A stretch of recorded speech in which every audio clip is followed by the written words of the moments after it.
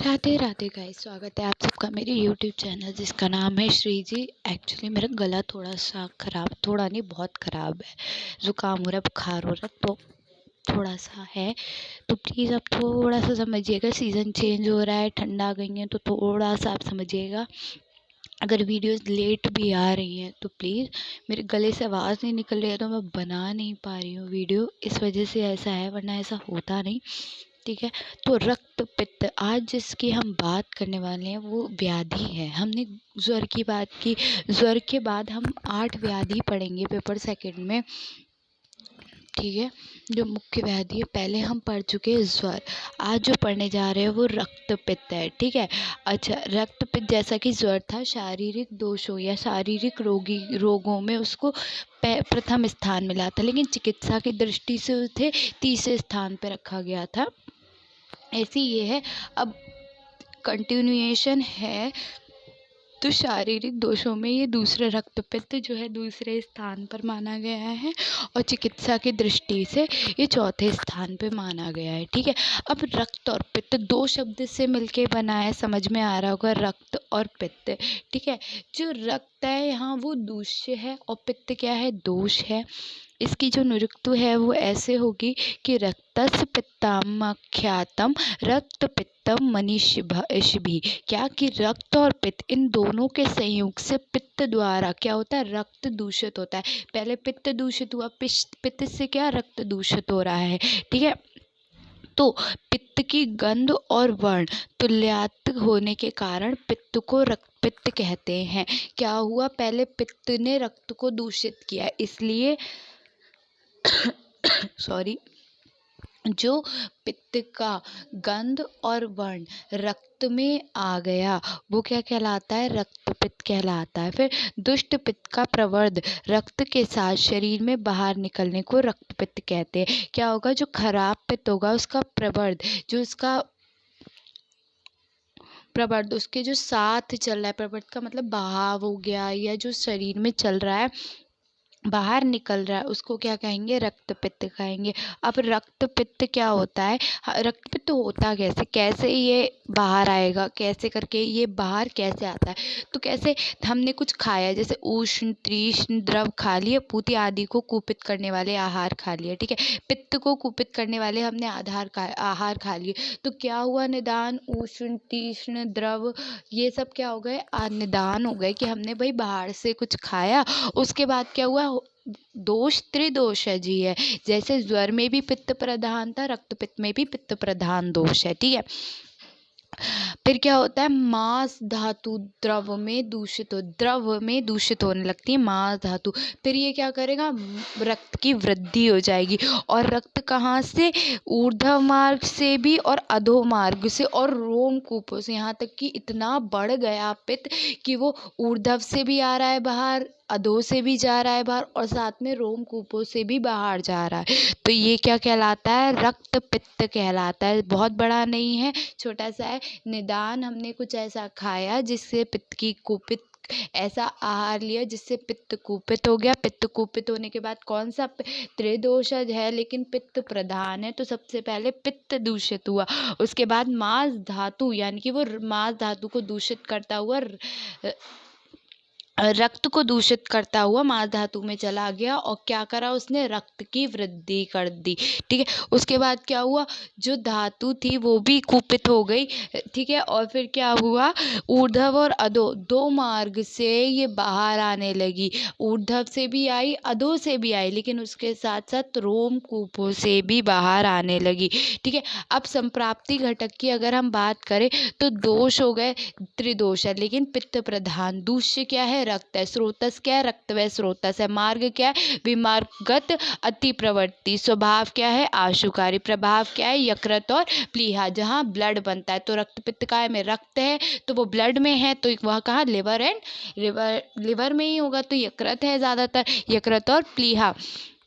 साध्यता और असाध्यता में क्या है, कृश साध्य है। ठीक है। उसके बाद अब गति से भेद, अगर हम गति से बात करें तो ऊर्ध्व मार्ग और अधो मार्ग में जब है, नहीं सॉरी, हाँ,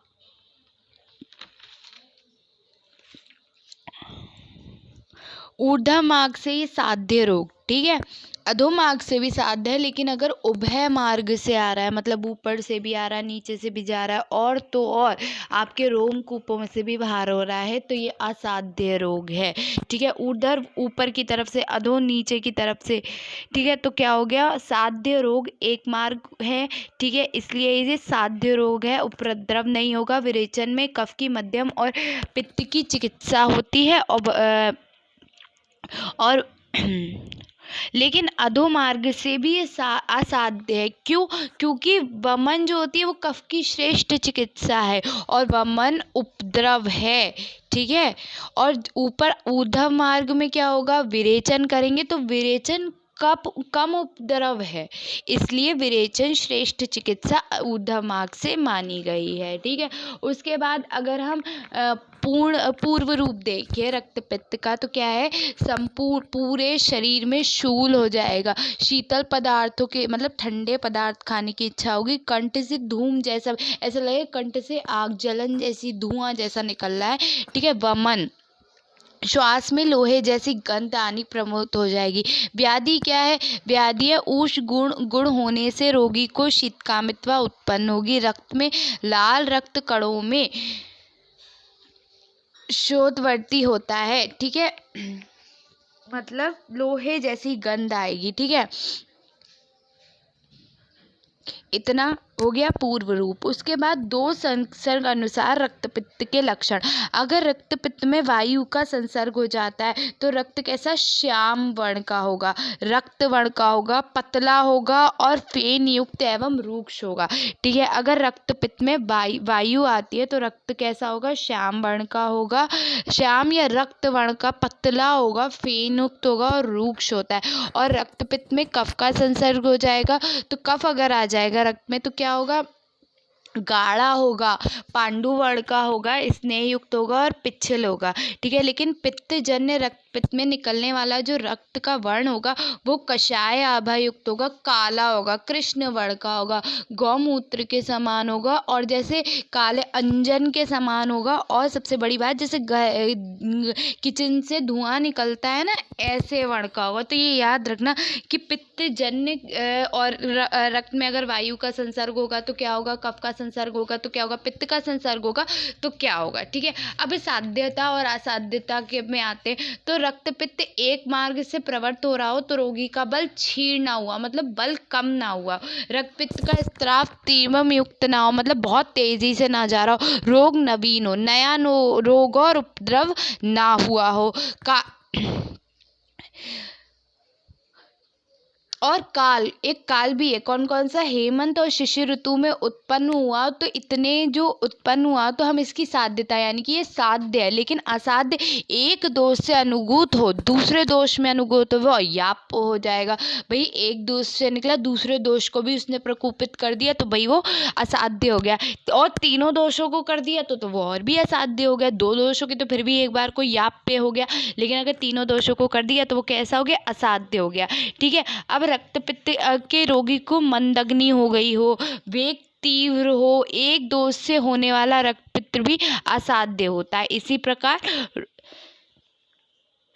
रोग से जिन व्यक्तियों की देह क्षीण हो जाती है, मतलब पतली हो जाती है, जो रोगी वृद्ध हो जाते हैं, जिनका भोजन नहीं पच पाता, जिनकी क्षमता क्षीण हो गई हो, रक्तपित्त का वेग तीव्र हो गया हो, वो रक्तपित्त असाध्य होता है। वो रक्तपित्त कैसा होता है, असाध्य होता है। अब रक्तपित्त के उपद्रव देखते हैं क्या है, दौर्बल, श्रम, काश, ज्वर, श्वास। देखो ज्वर आ गया, मैंने बताया था ज्वर वाले में कि ज्वर एक व्याधि होने के साथ साथ एक लक्षण भी है। ठीक है, तो यहाँ पे रक्तपित्त के उपद्रव में आया ना, ज्वर, श्वास, वमन, मध्य, पांडु, शरीर में दाह, मूर्छा, लोहे के आने की जैसी वो गंध आने जैसी, हृदय प्रदेश में असाध्य पीड़ा, प्यास, अतिसार, सिर में ताप की अधिकता अथवा शूल, दुर्गंध युक्त शटीवन। ठीक है, भोजन से द्वेष, भोजन का परिपाक न होना, निकले हुए रक्तवर्ण के मांस, प्रक्षालित जल इत्यादि के समान विकृति की उपस्थिति, ये सभी रक्तपित्त के उपद्रव हैं। तो रक्तपित्त इतना ही है, इतना ही पढ़ लेना, बहुत